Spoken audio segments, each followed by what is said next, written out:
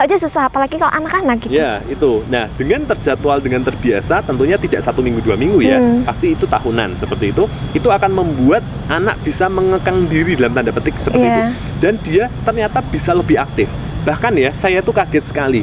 Keponakan saya itu yang anak kakak saya yang A ini yang memang terpola tadi, akhirnya diarahkan oleh orang tuanya untuk menonton hal-hal yang memang edukatif, yakni belajar bahasa Inggris. Iya, terus gimana itu jadinya, Dia bisa menyanyikan lagu-lagu Disney berbahasa Inggris dengan lancar.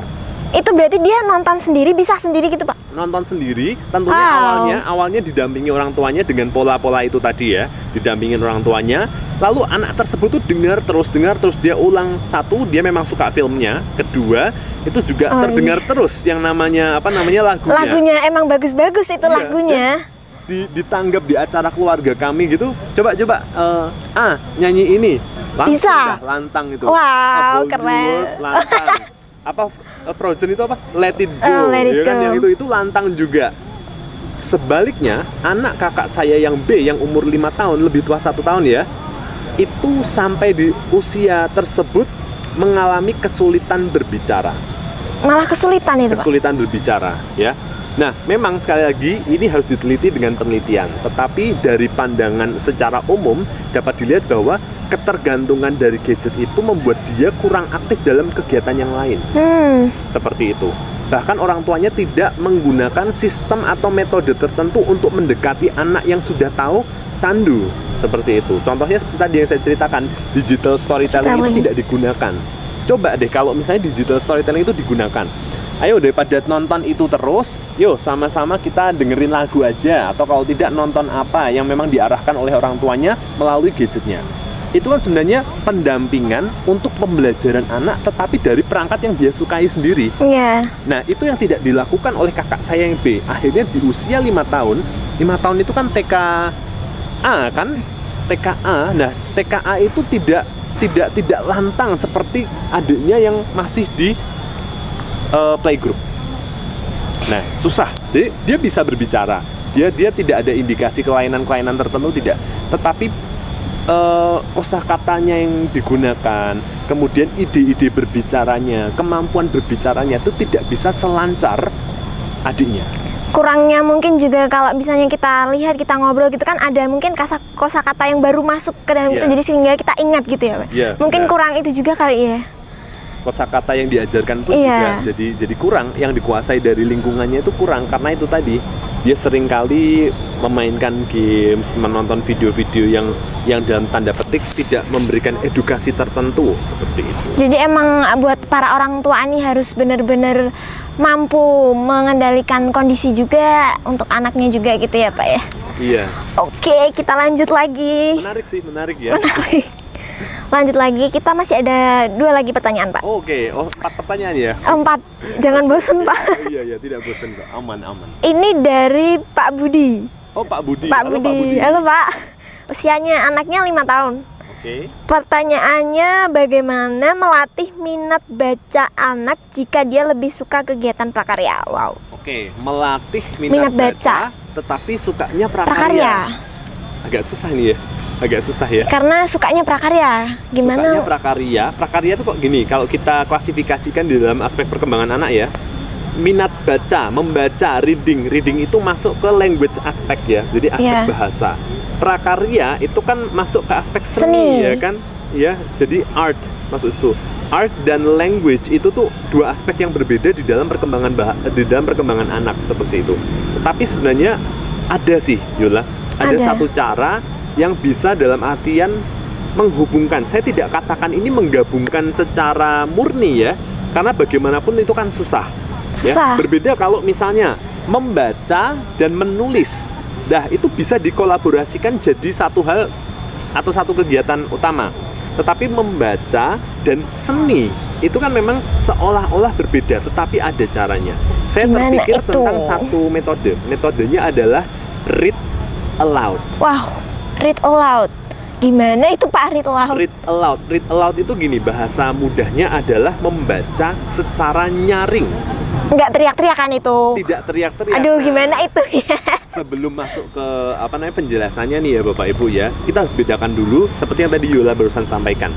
membaca dengan nyaring atau ya kalau kita bahasakan mudah tuh ya membaca lantang gitu ya. Itu berbeda dengan yang namanya berteriak. Ya.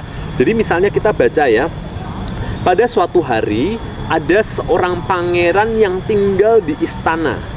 Beda kan dengan pada suatu hari ada seorang pangeran di istana.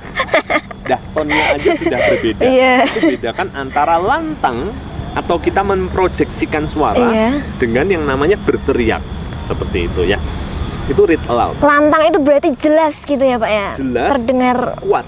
Jelas kuat, power jelas ya? Kuat ya. Power dan artikulasi. Seperti itu. Itu terus gimana itu Pak? Tadi kan dia sukanya prakarya. Terus gimana dia biar bisa mau membaca gitu? Dengan teknik itu tadi gitu. Karena Pak Budi nih tadi ya. Pak Budi ya. Karena Pak Budi tadi sudah menyasar bahwa anaknya mau diajar untuk bisa meningkatkan minat baca. Jadi paling tidak ada komponen membaca yang akan ditingkatkan di anak tersebut. Sementara dia sukanya prakarya. Nah, sebenarnya simpel sih Yola dan Pak Budi juga ya. Kita tinggal gini, membaca itu netral. Membaca itu netral ya. Prakarya itu netral. Jadi kebetulan dua unsur ini itu netral. Netral itu maksudnya bisa dimasuki konten tertentu, bisa ditambah konten tertentu. Kalau misalnya Pak Budi ingin kalau minat baca anaknya itu meningkat, sementara dia sukanya prakarya, kenapa tidak membaca hal-hal yang kaitannya dengan prakarya? Oh iya Pak Budi gitu. Ya kan? Memang sederhana, tapi it's not that simple. Tidak sesederhana itu. Nanti kita akan coba bahas ya. Jadi konsepnya atau prinsipnya gini Pak Budi, membaca kontennya adalah prakarya. Berarti kayak buku yang membahas tentang prakarya gitu Pak? Secara sederhana seperti itu Yola. Jadi mungkin buku yang membahas tentang prakarya boleh, atau mungkin cerita-cerita yang di dalamnya itu menyuguhkan kisah-kisah membuat sesuatu hal yang unik dan kreatif. Itu ya. Sebenarnya gini sih, saya tidak tahu apakah mungkin pemirsa sekalian, Yola juga pernah dengar kok ini cerita zaman saya muda dulu ya. Sekarang masih muda sih. Oh, masih muda ya? Masih muda sih. Jadi zaman saya kecil dulu ada cerita tentang 3 babi kecil. Oh iya, tidak asing ya, tahu sekali. Ya, 3 babi kecil yang dia tuh bangun rumah. Iya, rumah. Bangun rumah dengan bahan-bahan yang berbeda, dengan cara-cara yang berbeda. Babi yang pertama membangun dengan apa gitu saya lupa, tuh udah lama sekali. Tapi dia membangun dengan bahan dan cara yang berbeda. Babi pertama membangunnya dengan bahan yang tidak kuat. Babi kedua membangun dengan bahan yang sedikit lebih kuat, dan babi ketiga membangun dengan sangat kuat dari sisi bahannya dan juga strukturnya. Lalu ada tokoh antagonis nih, saya lupa serigala atau apa waktu kayaknya itu serigala sih Pak. Serigala ya. Serigala itu sebenarnya meniup itu rumah. Nah, babi yang pertama ketika membuat rumah itu dengan bahan-bahan yang tidak kuat, tidak kokoh, ditiup, udah hancurlah itu rumah, roboh. Dan perlindungannya pun hilang. Nah, babinya bisa dikejar tuh. Masuklah ke rumah kedua. Di situ ada babi juga yang sudah membangun rumahnya, tetapi rumahnya dibangun lah sedikit lebih kuat. Ditiup itu sama serigala, tidak hancur, tidak langsung hancur, tetapi sudah ada tanda-tanda goyah. Dicoba berkali-kali dengan cara-cara tertentu, akhirnya rubuh. Akhirnya babi-babi itu tadi masuk ke rumah babi ketiga. Dicoba terus, ditiup dan lain sebagainya dengan cara-cara lelah. Karena apa? Karena rumahnya itu kuat, dan akhirnya ketiga babi itu terlindungi di rumah babi yang ketiga. Nah, kalau misalnya menggunakan cerita itu saja, kita bisa kok arahkan ya dengan membuat prakarya bentuk rumah. Itu kalau misalnya ceritanya cerita umum ya, Yola, cerita umum, lalu kita mau arahkan di situ ada konstruksi apa, ada produk apa. Prakarya itu sebenarnya membuat produk, intinya produk yang kreatif, produk yang seni, yang istilahnya yang unik seperti itu. Membuatlah rumah. Misalnya ada 3 rumah, yuk kita coba buat satu ya, rumah dulu dari bahan apa yang mudah sekali untuk roboh. Rumah dari dedaunan, ditiup udah roboh. Yang kedua, rumah dari kardus, ditiup, mungkin akan kokoh, sedikit kokoh, tetapi ya itu tadi, dia akan bergoyang ke kanan ke kiri dan akhirnya jatuh. Dan yang terakhir, dibangunlah rumah dengan misalnya batu bata kecil-kecil misalnya ya, akan sangat kokoh. Bahkan ketika ditiup dengan tiupan-tiupan kita sendiri, itu tidak akan hancur. Itu sebenarnya bisa menjadi salah satu alternatif. Atau kalau misalnya mau sedikit lebih berkreasi nih Pak Budi, mau sedikit ekstra nih ya kepada anaknya, bisa nih, mungkin sediakanlah bahan-bahan bacaan, tetapi bahan-bahan bacaan itu adalah bacaan-bacaan tentang membuat sesuatu. Misalnya ada buku melipat atau buku origami, membuat berbagai macam lipatan. Tetapi di situ ada ceritanya. Misalnya pertama ada cerita anak yang memelihara anjing, misalnya seperti itu. Dan di situ ada contohnya untuk membuat yang namanya kepala anjing. Atau mungkin ada cerita tentang kelinci di taman.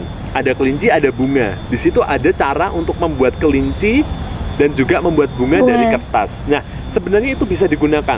Anak diajak untuk membaca, anak diajak untuk bisa tertarik membaca, tetapi dari konten-konten yang sebenarnya dia suka. Awalnya diajak dulu membaca. Nah, sebelum melakukan aktivitas nih, sebelum buat prakarya nih, yuk coba baca dulu ya. Kita lihat mau buat apa. Oh, kita mau buat bunga misalnya. Udah, kasih cerita dulu ya, bacaannya dibaca dulu. Read aloud, kita harus bacanya dengan nyaring. Itu dengan nyaring supaya apa? Supaya anak itu selain satu, dia suka dan minat membaca, dia juga memahami. Karena kadang anak tuh tidak mau membaca karena dia nggak paham. Bisa jadi tidak paham. Saya sebenarnya tidak paham yang mau dibaca itu apa. Makanya nggak usah bacalah, lebih suka yang hands on aja, yang main-main aja. Nah, coba read aloud, bacakan dengan lantang, anaknya juga disanding, dan ada bahan bacaan yang memang dia sukai. Ya, ini temanya tentang prakarya. Ya, seperti nah, itu salah satu yang bagus. Itu Pak, read aloud ini berarti dari orang tuanya dulu yang mengajak anaknya untuk membaca gitu. Ya. Terus nanti baru anaknya yang terbiasa, seperti itu ya Pak ya berarti ya? Nah, jadi read aloud itu memang lebih ke arah pemodelan, di mana memang kita sebagai orang tua memang kita mengajarkan dulu kepada anak atau mencontohkan dulu. Jadi misalnya ada bahan bacaan ini, satu yang disukai anak tentang prakarya. Tetapi supaya anak paham dan tidak bosan dan meninggalkan ini bacaan, orang tua membacakan itu sembari dilihat oleh anaknya. Tergantung jenjang usia. Kalau tadi usianya berapa? Usianya 5 tahun. 5 tahun ya, 5 tahun itu kisaran di TKA, TKB seperti itu ya. Itu anak-anak mungkin sudah bisa diajarkan dengan prinsip print awareness atau kesadaran terhadap tulisan.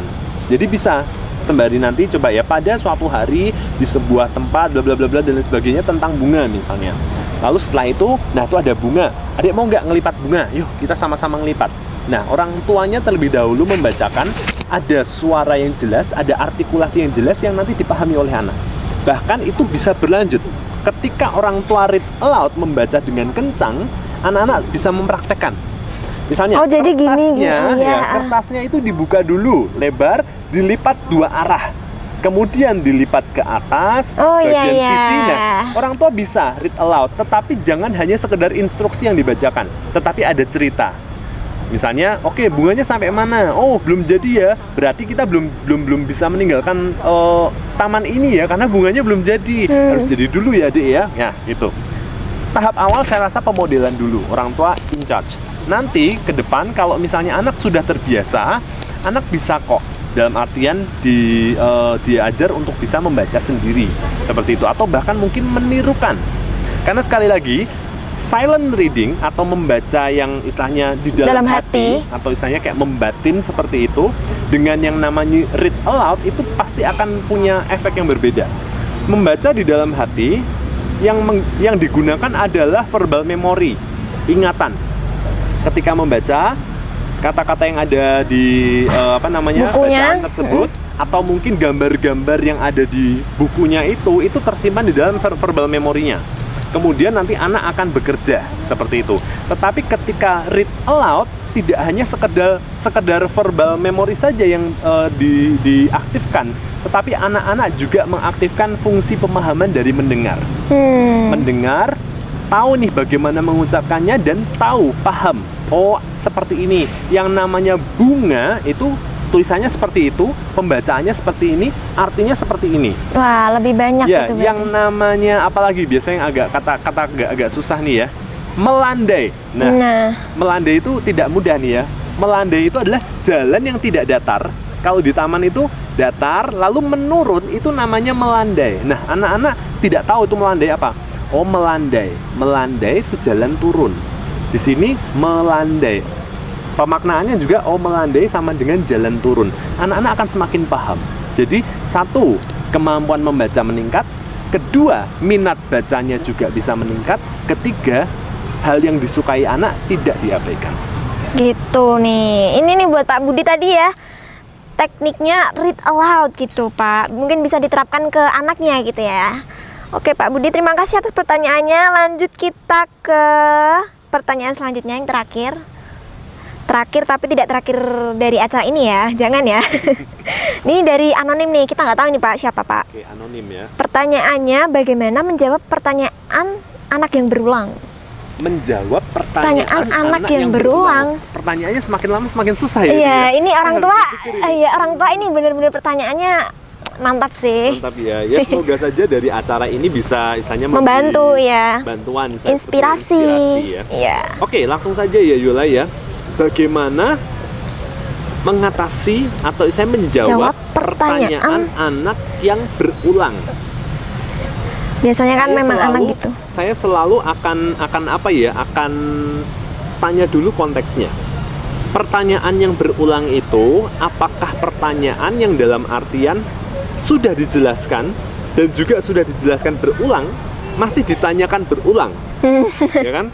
Misalnya nih, Yola, anak saya misalnya. Iya, aduh papa. Call me daddy, call me daddy. Aduh, salah. Asal bukan sugar daddy ya. Aduh. Itu ya. Oke, misalnya Yola anak saya, kemudian tanya nih ya, misalnya. Iya. Papa. Apa? Mau tanya apa tadi? Melandai. Iya, melandai. Tadi kan ngomong soal melandai itu gimana sih, Dedi? Nggak tahu. Melandai itu apa melandai? Nah, Dedinya mikir dulu melandai itu. Oh, melandai itu gini, Yola. Kalau misalnya kamu jalan ini ya di ruangan ini, jalan, dah. Lalu habis itu naik. Udah, itu hanya sekedar jalan lalu naik. Tapi kalau kamu di taman kan kamu ada jalan rata, kemudian menaik. Nah, kalau sudah naik ada jalan yang turunan. Dari jalan yang tinggi atau dari posisi yang tinggi kemudian mulai beranjak menurun, itu namanya melandai. Oke, sudah dijelaskan dengan contoh. Besok tanya lagi, melandai itu apa sih? Dijelaskan lagi ya. Minggu depan tanya lagi, dijelaskan lagi. Bahkan berkali-kali sudah dijelaskan masih tanya. Nah, itu berarti memang kita harus lihat apa istilahnya ya, lihat konteks dari si anak itu ya, apakah memang seperti ini kondisinya atau sebenarnya dia sudah pernah dijelaskan dan dia lupa ketika diingatkan. Masih ingat gak yang jalan tinggi, jalan rendah? Oh iya, turunan ya Pak ya? Iya, nah itu berarti memang anaknya hanya sekedar lupa. Tetapi kalau memang ada hal-hal tertentu yang dalam artian mungkin ya, kemampuan menangkap, kemampuan memahami dari apa yang didengarkan atau dijelaskan, kemampuan menangkap kosakatanya, kemampuan menangkap makna bahasanya itu kurang. Nah, ini yang memang kita perlu treatment. Karena coba deh Yola, kalau misalnya anak bertanya berulang kali kepada orang tuanya, sekarang kita balik nih. Iya. Tadi anak, sekarang orang tua. Sekarang saya anak, Yola orang tua. Saya tanya sekali udah dijelaskan. Saya tanya sekali lagi udah dijelaskan lagi. Tanya lagi dijelaskan. Responnya gimana? Mungkin kalau saya dari tadi udah dijelasin kayak gini ya, mungkin geram mungkin ya Pak ya. Geram ya, geram, marah, bahkan mungkin dongkol ya. Tidak jarang kasus anak bertanya berulang membuat orang tua itu bad mood. Iya. Yang bad mood gak cuma anak loh, orang tua juga bisa bad mood. Bisa, ya, wah, emosi bisa marah, sering. Bahkan jawaban yang keluar akhirnya bukan jawaban terhadap pertanyaan itu. Iya. Yang keluar adalah apa itu? Sensor ya? Disensor ya. Marah-marah yang keluar. Dan akhirnya anak yang dalam posisi mungkin kalau dia adalah anak yang memang benar-benar tanyanya tulus, memang dia lupa atau tidak paham, dia pasti akan tersakiti. Iya. Dan itu akan mengurangi keaktifan dia untuk bertanya, menurunkan kreativitas pemikirannya, pemikiran kritisnya itu mulai ditekan. Karena apa? Dengan marah-marah itu. Wow. Dan itu tidak jarang terjadi di masa BDR, belajar di rumah. Anak Iya. tanya tentang pelajaran, orang tuanya nggak tahu, dimarah-marahin, nanya gurunya gini, ya kan? Bisa jadi seperti itu. Tetapi saran saya satu sih, Gimana yakni, itu, Pak? coba bangunlah komunikasi. Komunikasi. Bangunlah komunikasi. Seperti contoh tadi Yola dan saya yang tanya tentang melandai berkali-kali dan lain sebagainya. Ada satu tipe komunikasi namanya komunikasi asertif. Asertif apa itu, Pak? Komunikasi asertif itu gini, kuncinya adalah kita yang membangun komunikasi ya. Misalnya saya mau membangun satu komunikasi asertif nih dengan anak saya nih ya. Saya Papa. itu harus saya nggak kuat nahan ketawa dulu ini ya. Gitu. Ya, saya harus bisa memahami apa yang menjadi maksud lawan bicara saya, dan saya juga mau mengungkapkan apa yang saya mau dengan jelas dan tegas. Itu asertif. Jadi gini, kamu mau apa nih? Saya mau dengar dulu, mendengarkan apa yang menjadi aspirasi orang. Kemudian oke, kamu mau seperti itu, aku mau seperti ini nih, gini. Jadi memang seperti ada kesepakatan. Itulah komunikasi asertif. Asertif. Nah, ini bisa dilakukan kepada anak-anak yang mungkin kalau kita sebagai orang tua sudah mulai dongkol-dongkol nih ya, kita bangun komunikasi itu. Adik sudah saya jelaskan atau sudah Dedi jelaskan berkali-kali nih, adik lupa gitu. Adiknya ingat lagi. Kalau iya lupa, oke, jelaskanlah ulang, tidak masalah. Sekali, 2 kali, 3 kali, sampai batas waktu tertentu boleh kok diulang. Kalau misalnya sudah lebih dari 3 kali atau mungkin sudah lebih dari beberapa kali toleransi Bapak Ibu sekalian, lakukanlah pendekatan lain. Jangan langsung dimarahi. Tanya dulu, selalu bangun komunikasi yang baik dengan anak. Tanya dulu, apakah lupa? Bolehlah caranya dengan cara yang sederhana ya. Yola lupa ya? Gitu. Pasti akan Iya, Pak. merespon. Kalau Yola benar-benar lupa, kita baru jelaskan kalau memang lupa. Tetapi kalau kita sudah punya indikasi ternyata bukan masalah lupa nih, tetapi tidak memperhatikan ketika menjelaskan, nah kita bisa arahkan nih, Yola gak memperhatikan kemarin, coba perhatikan Dedi dulu ya. Melandai itu tuh adalah ketika Yola jalan biasanya apa? Datar kan? Lalu ada jalan turun yang yaitu dari tinggi mulai ke rendah. Ini namanya melandai. Melandai turun ya. Coba Yola ikuti melandai. Gerakannya diikuti. Melandai. Ikutin papa aku loh ya. Ikutin papa ya. Gitu. Itu melandai ya. Kita ajarkan seperti itu dengan cara-cara yang berbeda dari yang biasanya. Sekali lagi, jangan pernah tidak menjawab pertanyaan anak atau memarahi anak ketika anak tersebut bertanya. Bangunlah komunikasi asertif, memahami apa yang diinginkan oleh anak, tetapi juga ungkapkan apa yang Bapak Ibu inginkan. Bapak Ibu tidak pengen ditanya hal yang sama, ungkapkan dan jelaskan dengan cara-cara yang diterima oleh anak. Itu kunci dari komunikasi asertif. Sabar pastinya ya Bapak Ibu, jangan langsung jangan. Gitu ya. Nah, untuk metode asertif ini apakah bisa dikombinasikan dengan metode-metode yang tadi kita sudah bahas gitu Pak? Apakah bisa gitu? Sebenarnya bisa ya. Jadi kebetulan metode-metode yang ada untuk anak usia dini itu bukan metode yang kaku. Dalam Banyak artian misalnya ya ini ya, contohnya komunikasi asertif. Komunikasi yang mana kita mencoba memahami anak kita, lalu kita juga mengungkapkan apa yang kita inginkan kepada anak kita secara tegas dan juga jelas, tetapi di dalam kerangka bercerita. Oh, keren bisa itu. tuh, ya kan? Bisa. Double-double bercerita. fungsinya. Misalnya saja kalau saya pengen nih anak saya paham terkait dengan konsep melandai tadi ya, konsep ruang tapi yang melandai. Kemudian saya jelaskan itu di dalam cerita. Adik kok nggak paham sih yang dijelasin sama papa sama Dedi seperti itu, kenapa gitu? Lah bingung gini. Oke gini coba duduk dulu dah pangku gitu ya. Nggak bisa. Maaf ya, itu tidak bisa dipangku. Soalnya Anaknya udah besarnya tidak jauh beda. Iya gitu ya. nih. Nanti bisa tanya tuh. Ya, oke. Aku nggak seberat itu guys. Misalnya anaknya ya, ini anaknya oke dah, yuk sini lihat aja ya misalnya ya. Tidak usah lihat gadget, misalnya lihat taman gitu ya. Dah. Nah, kalau adik jalan nih ya, jalan. Lalu adik lihat ke sana itu naik apa turun adik?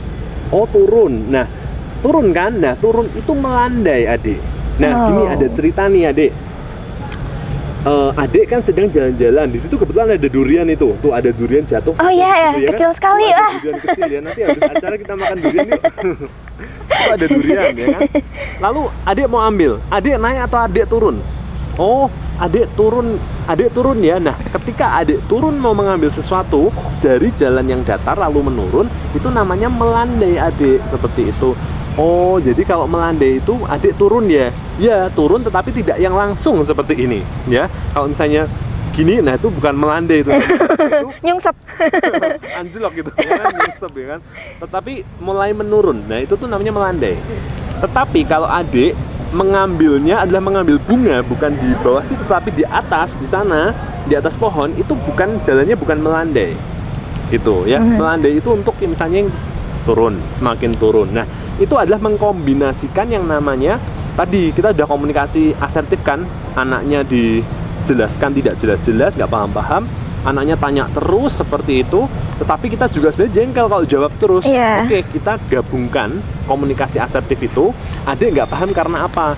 Lupa, nggak paham-paham. Oke, berarti ini kemampuan dalam artian untuk memahaminya mungkin masih belum tinggi, harus ada analogi. Iya. Contoh. Oke, contohnya dengan storytelling, menceritakan tentang adik yang mau mengambil durian dan mengambil bunga. Nah, itu bisa dikombinasikan. Gitu ya. Jadi emang banyak banget nih metode-metode tadi yang udah kita bahas ya Pak ya. Semoga menjawab dari Bapak Ibu anonim itu tadi ya Pak ya, gitu. Oke, ini kita udah di penghujung acara guys. Aduh, acara ya. Aduh, Nggak kita ketemu udah lagi dong. Jangan khawatir gitu dong Pak. Pasti kita ketemu Ya, kok. episode selanjutnya. Ditungguin aja deh. Terus ini mungkin di akhir ada yang mau disampaikan kepada Bapak Ibu yang di rumah nih Oke, Pak. baik Bapak Ibu, para penonton atau mungkin pemirsa dari audiensi seperti itu. Satu hal Bapak Ibu, khususnya kalau misalnya Bapak Ibu hendak mendampingi anak-anak ya di masa ini, misalnya belajar dari rumah atau mungkin mendampingi belajar anak-anaknya. Satu yang menjadi pesan saya, karena ini pun juga berdasarkan dari pengalaman-pengalaman yang saya terima dari guru-guru, dari orang tua yang sempat bekerja sama dengan saya, bahwa satu, jangan misalnya apa ya, jangan malas, jangan ragu, mungkin lebih tepatnya jangan ragu untuk mencoba hal baru. Ya, tadi kita sudah bahas banyak metode. Banyak metode banget. Metode ya. Mungkin metode ini bisa jadi metode yang satu belum tentu cocok dengan kondisi yang satu. Metode yang lain belum tentu cocok dengan kondisi yang lain. Janganlah ragu untuk mengambil satu metode yang cocok untuk permasalahan Bapak Ibu sekalian, untuk menangani anak-anak usia dini, khususnya pembelajaran-pembelajarannya, perkembangan-perkembangannya. Karena saya percaya dari sekian banyak metode yang sebenarnya ada, mungkin boleh berkomunikasi juga dengan guru, siapa tahu untuk menambah referensi metode mendampingi anak atau mengajar anak di rumah. Ada 1-2 metode yang saya rasa pasti akan klik, cocok. Nah, coba cari itu, lihat konteksnya dulu ya. Jangan langsung merasa, aduh saya lelah ini. Saya percaya kalau orang tua itu saat ini sekarang memiliki beban tambahan. Tetapi saya juga percaya kalau sebenarnya ada cara-cara yang menarik yang anak-anak itu sebenarnya suka. Dimana ketika orang tua itu tahu cara itu, mencoba untuk mencari tahu cara itu, pasti akan mudah nantinya. Ya, kuncinya jangan ragu, jangan bosan, dan jangan malas untuk bisa mencari referensi. Karena kita tidak tahu ya, dalam artian kondisi pandemi ini seperti apa, ya, seberapa lama dan lain sebagainya itu. Oke, akhirnya kita selesai, tapi jangan akhirnya dulu sih ya. Terima kasih buat Pak Moses nih ya. Sama-sama Yura, dan iya, semoga dari kita berdua hari ini menghasilkan sesuatu yang inspiratif buat para orang tua yang di rumah, khususnya buat nggak hanya orang tua yang kini menjadi guru ya, buat orang lain juga mungkin ya, buat para kaum muda yang menonton mungkin ya Pak ya, gitu ya. Harus sering-sering nonton kita, jangan bosan-bosan. Oke, kita udah di akhir, kita mungkin pamit ya Pak ya, sampai jumpa minggu depan, dadah. Bye.